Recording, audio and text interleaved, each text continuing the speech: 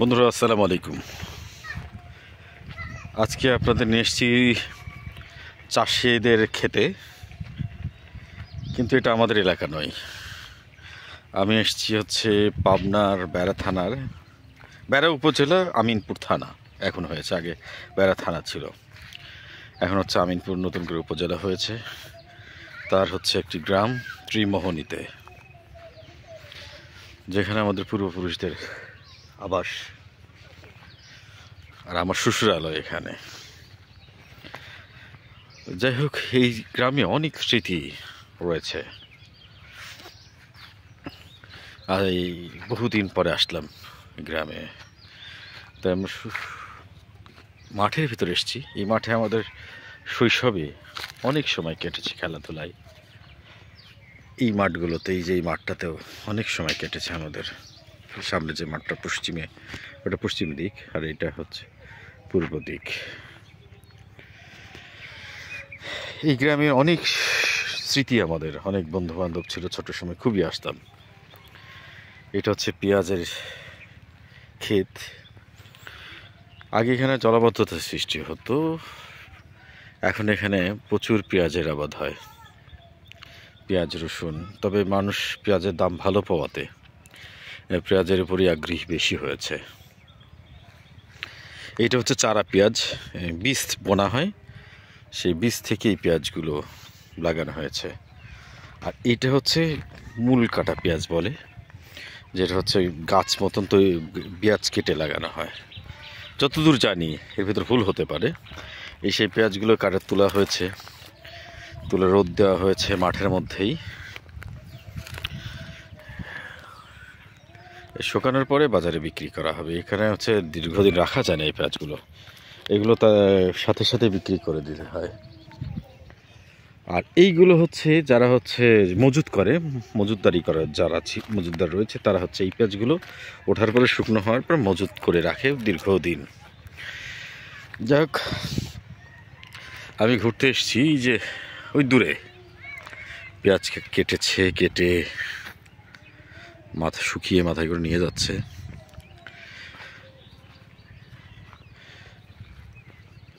এই গ্রামটা আমার কাছে খুব ভালো লাগে। এই পাশে এই এই সাইডটাতে, এটা একটা রাস্তা, ওই সাইডটা একটা নদী আছে, বাদাই বলে, বাদাই গাং নামে পরিচিত বাদাই নদী।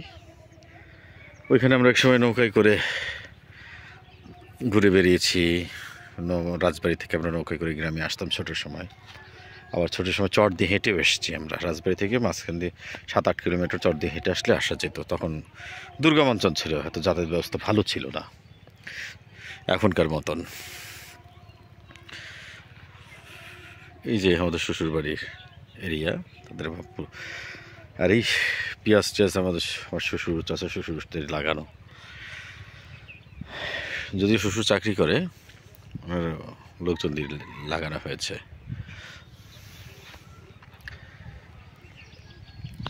এই এই সামনে পশ্চিমে যে জায়গাটা দেখা যায়, আমাদের হচ্ছে পূর্বপুরুষদের বাড়িঘর, পাশেই আমার শ্বশুর বাড়ি। যাই হোক, দীর্ঘদিন পর এসেছি ঘুরতে। সাধারণত এইবারের ট্যুরটা বেশ লং ট্যুর হচ্ছে আমার, কুষ্টিয়া থাকাই হচ্ছে না। সে কক্সবাজারে গিয়েছি, সেন্ট মার্টিন গিয়েছি, তারপর ফিরে এসেছি, আবার ঢাকায় গিয়েছি, আবার এসে নাটোর পরে আবার কুষ্টিয়া 2 দিন বিরতিতে আবার পাবনা এসেছি। যাই হোক, বিশাল লং ট্যুর চলছে। এই পেঁয়াজের ক্ষেত দেখাচ্ছি, এই যে আমের বাগান। এই আধুনিক পদ্ধতিতে যে আমের বাগান টাগান ছিল, এরকম ছিল না। এখন তো বিভিন্ন জাতের আম রয়েছে, সেগুলো লাগিয়ে এখন লাভবান হবার চেষ্টা করে মানুষ। এদের ঘাসের জন্য, এটাকে সম্ভবত নেপিয়ার ঘাস বলে। আর একটা আছে গাম্বুরা, কি যাই হোক, গাম্বুরা বা জাম্বু এরকম কিছু ঘাস আছে, সেটার পাতা মোটা হয়। এটা নেপিয়ার। এই যে গরু, এখানকার কৃষকদের সবারই তো গরু থাকে।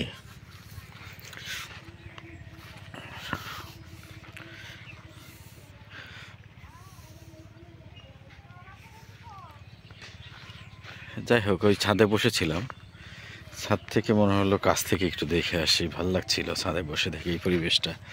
ওই ছাদে বসে দেখছিলাম। যাই হোক, খুব সুন্দর, অনেক স্মৃতি এই গ্রামটাতে আমাদের। বহুত দিন পরে আসলাম আবার দেখতে।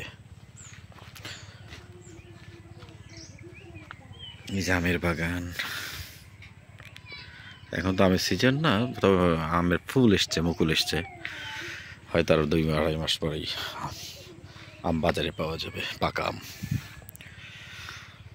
যাই হোক, কেউ তাদের জায়গা ফাঁকা ফেলে রাখতে চায় না এখন। সবাই চায় যে তাদের জমি থেকে অর্থ আয় হোক, ফসল উৎপাদন করে সে ফসল বিক্রি করে অর্থ উপার্জন করে, এমনটাই সবসময় মানুষ চেয়েছে বা চায় এখনকার মানুষ। এইসব বাড়িঘরগুলো এত আধুনিকও ছিল না। আগের দিনে মানুষ হচ্ছে জমি কিনতো, এখন কিন্তু মানুষ জমি কিনে না, এখন বাড়িঘর করতে চায়। সমাজে সোসাইটিতে চলতে গেলে সে বাড়িঘরের প্রয়োজন আছে, সেই জন্য বাড়িঘর এখন করছে মানুষ। আগের দিনে মানুষ খুব জমি জমার প্রতি মানে আগ্রহ ছিল, জমি কেনার প্রতি আগ্রহ ছিল। যাই হোক, ধন্যবাদ, সবাই ভালো থাকবেন। আমার গল্পটুকু বলতে এসেছিলাম। আসসালামু আলাইকুম।